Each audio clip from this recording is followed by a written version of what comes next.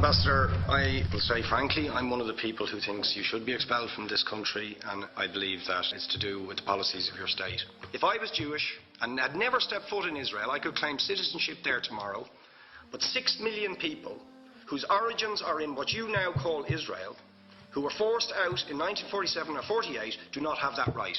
Isn't that part of the reason why the Palestinians are in dispute with Israelis? Because you deny them the right to return to their homes and to their land and to their villages, and that they have a legitimate claim, even under international law, to return, but you deny them that right.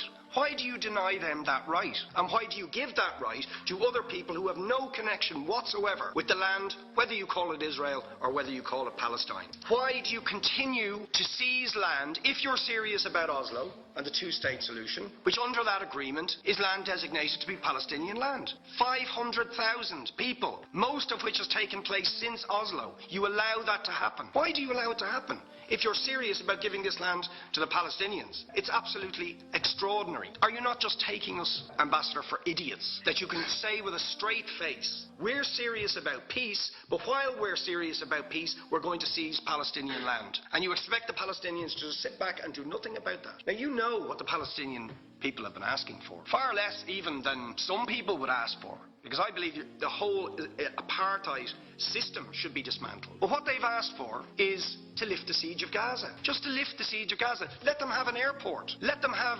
ports. Let them not be dictated to by a government for whom they do not vote as to what can go in and out of their territories, whether they will have power, whether they will have clean water, whether they will have medicine. What makes you think you're allowed to have nuclear weapons and the fourth biggest army in the world and visit destruction on the people of Gaza, but they have no right to defend themselves? They have no territorial sovereignty over that land. Could you ask questions, please? How do you justify that? Yeah.